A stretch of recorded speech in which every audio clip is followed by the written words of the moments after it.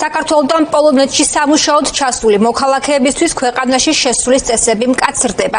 პოლონეთის საგარეო საქმეთა მინისტრმა შესაბამის ბრძანებას ხელი უკვე მოაწერა, თუმცა დეტალები ჯერ არ გასაჯაროვებულა, ამიტომ ცნობილი არ არის, რას გულისხმობს წესების გამკაცრება. ცნობილი ის არის, რომ ახალი რეგულაციები მხოლოდ დასაქმების მსურველებს შეეხებათ და ტურისტული ან სხვა მოკლევადიანი მიზნების მქონე ვიზიტორებისთვის პოლონეთთან მიმოსვლა კვლავ უვიზო იქნება. საქართველოს გარდა ახალი რეგულაციები ამუშავდება კოლუმბიის და ვენესუელის მოქალაქეებისთვისაც. რეგულაციების გამკაცრების რა მიზეზებზე ლაპარაკობს პოლონური მხარე და რა გამოხმაურებები მოყვა ამ ფაქტს თბილისში. თემის დეტალებით ჩვენს ეთერს ფორმულას ჟურნალისტი მარიკა პოლქვაძე უერთდება.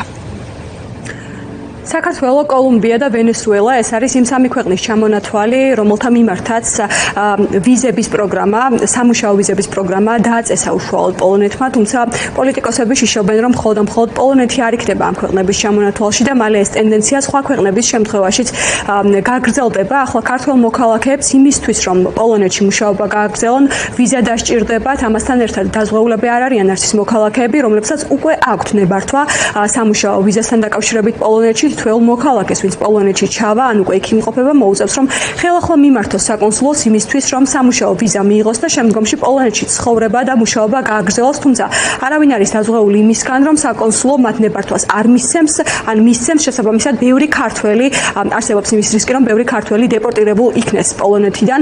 ამ დადგენილებას უკვე პოლონეთის საგარეო საქმეთა მინისტრმა ხელი მოაწერა და სავარაუდოდ მალე ამოქმედდება, რაც შეეხება უშუალოდ მიზეზებს.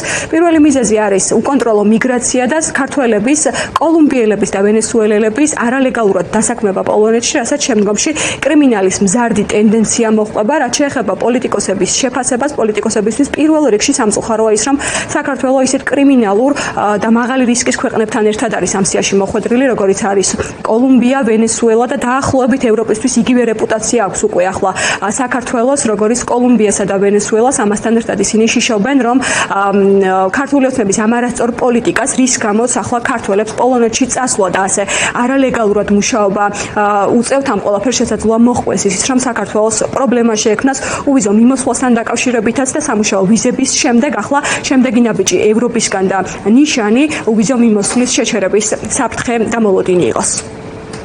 ქართველები მასობრივად გაედინებიან საკუთარი სამშობლო და მათ მასობრივად უწევთ სამწუხაროდ არალეგალური დასაქმებისთვის ხელის მიყოფა, ძალიან მაღალია კრიმინალის დონე და ეს ყველაფერი გამოხატავს ქვეყნის შიგნით არსებულ კორუფციას, უპერსპექტივობას და იმ საყოველთაო უბედურებას, რის გამოც რიგით ქართველებს უწევთ ქვეყანა დაატოვონ, საკუთარი სამშობლო დაატოვონ. პოლონეთი რა თქმა უნდა არის ჩვენი ძვირფასი მეგობარი და პარტნიორი და ის რომ მას უწევს ამ ტიპის ზომის მიღება, ეს არის პირდაპირ გამოძახილი აი ძალიან ცუდი და ავის მოვასწრებელი დემოგრაფიული და სოციალური ფონისა, რაც ქართული ოცნების მტრული ანტიქართული პოლიტიკის პირობებში ამ ქვეყანაში მივიღეთ გასული 10 წლის განმავლობაში.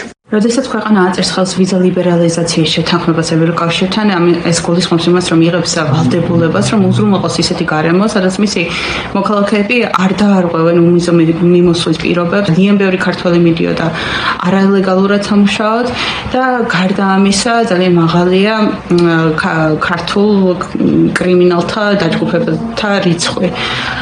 შესაბამისად, საერთოდ არ არის გასაკვირი პოლონეთის გადაწყვეტილება, მით უმეტეს, როდესაც ჰაილჩო არათუ ცდილობს, რომ მოაგვაროს და გადაჭრას ეს პრობლემა, არამედ რეალურად ხელს უწყობს, რომ მსგავსი გარემო შეიქმნას, სადაც ესეთი გამოწვევები იქნება. ამასთანავე ემატება პოლიტიკური კონტექსტი და შესაბამისად, სრულიად მოსალოდნელი იყო, რომ პოლონეთი ესეთ გადაწყვეტილებას მიიღებს. ამ ყველაფერზე პასუხი პოლონეთს ჰქონდა დღეს, ყოველ ექნება გერმანიას, ეგ იქნება საფრანგეთს. ანუ ეს არის განგრძობითი პროცესი და იმ პოლიტიკის დამსახურება, რასაც ქართული ოცნება აწარმოებს ბოლო 2 წლის მანძილზე განსაკუთრებით. ხომ ის რომ საქართველოში ქართულს აღარ დაედგომება, ანუ ამისი ილუსტრაცია არის, რასაც ვუყურებთ. დღეს თუ პოლონეთმა სამუშაო ვიზების დაწესება მოსთხოვა ქართველებს, იმიტომ რომ იქ არალეგალურად ჩადიან და უამრავია ასეთი, ხვალ ევროკავშირი მიიღებს საბოლოო გადაწყვეტილებას უვიზო მიმოსვლასთან დაკავშირებით. ეს არ არის პირველი შემთხვევა, როდესაც პოლონეთში დასაქმების პროცედურა ქართველებისთვის გამკაცრდა. გასულ წელს ოფიციალური განცხადება გამოქვეყნდა და დადგენილებაში ეწერა, რომ ქართველებისთვის დასაქმების პროცედურა მკაცრდებოდა, იმიტომ რომ საქართველოში პოლიტიკური სიტუაცია იყო მძიმე, უვიზო მიმოსვლის შესაძლო შეზღუდვაზე მიმდინარე სამუშაოებისა და 2024 წელთან შედარებით გაცემული დეკლარაციებისა და სეზონური მუშაობის ნებართვების რაოდენობის კლების მიზეზები იყო დასახელებული. პოლიტოლოგები ამბობენ, რომ ერთი გაფრთხილება საქართველოს გასულ წელს უკვე მიღებული ჰქონდა, არ გათვალისწინების შემდეგ, ანტიევროპული პოლიტიკის გაგრძელების შემდეგ კი ეს შედეგი მივიღეთ, რამაც შესაძლოა ახლა საქართველოს განსაკუთრებულ მძიმე ეკონომიკურ მდგომარეობაში ჩააგდას, რადგან ძალიან ბევრი ქართველი იქნება პოლონეთიდან დეპორტირებული, რომლებსაც მნიშვნელოვანი წვლილი აქვთ ქართული ეკონომიკის განვითარებაში. ძალიან ცუდია ეს ყველაფერი, მაგრამ ეს არის მაჩვენებელი იმ ტენდენციის და იგივე იმ დადგენილებაში, რომლის საფუძველზეც მიიღეს ეს გადაწყვეტილება, პირდაპირ წერია.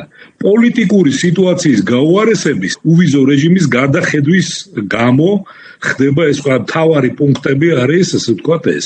მე აღარაფერს ვამბობ თქვათ იქ კრიმინალზე და ასე შემდეგ და ასე შემდეგ. ხა თქვენ იცით, რომ ეს ქვეყნები, განსაკუთრებით ვენესუელა, ბოლო დრომდე ითვლებოდა ნარკოტრაფიკის და თქვათ ეგრეთ წოდებული ლათინური ამერიკის შავი ხვრელი იყო. ესეთივე შავი ხვრელის, ასე ვთქვათ, მაგალითი არის სამწუხაროდ დღეს საქართველო. მე მინდა გითხრათ, რომ ეს ტენდენციები უფრო გაღრმავდება. ძალიან სამწუხარო არის, რომ ქართული ოცნების სრულიად არაადეკვატურ ანტიდასავლურ საგარეო პოლიტიკაში ფასის გადახდა უწევს საქართველოს რიგით მოქალაქეებს. საქართველო როგორც ევროკავშირის კანდიდატი ქვეყანა, როგორც ქვეყანა, რომელიც მიდიოდა ევროპისკენ, რა თქმა უნდა, სარგებლობდა კონკრეტული, მათ შორის სავიზო პრივილეგიებით, რაც უფრო მეტად გააღრმავებს ქართული ოცნება ანტიდასავლურ კურსს და რაც უფრო გააძლიერებს რუსულ გავლენებს ქვეყანაში, მით უფრო მალე და მით უფრო მეტი პრივილეგია გაუქმდება, რაც პასუხისმგებელი არის მხოლოდ და მხოლოდ თავად ქართული ოცნება საკუთარი ანტიდასავლური და ანტიდემოკრატიული კურსით. პოლონურ მედიაზე დაყრდნობით პოლონეთში მცხოვრები და დასაქმებული ქართველების, ლეგალურად დასაქმებული ქართველების რაოდენობა 20,000-ზე მეტია, თუმცა განმეორდები, რომ მხოლოდ ლეგალურად დასაქმებული მოქალაქეების რაოდენობა ძალიან ბევრი ქართველი არალეგალურად მუშაობს და დასაქმებულია პოლონეთში, რაც შეეხება საქართველოს საგარეო საქმეთა სამინისტროს განცხადებას, ჯერჯერობით მათ ოფიციალური განცხადება ამ დადგენილებასთან და ახალ გადაწყვეტილებასთან დაკავშირებით არ გამოუქვეყნებიათ, როგორც მოისმინეთ პოლიტოლოგები და პოლიტიკოსების შეფასება ეს დიდად დააზიანებს ქართულ ეკონომიკას, საქართველოს მოქალაქეებს, რომლებიც პოლონეთში არიან სამუშაოდ წასული და კიდევ ერთხელ იქნება მინიშნება იმისა, რომ საქართველოსთვის მალე უვიზო მიმოსვლის რეჟიმიც გადაიხედება.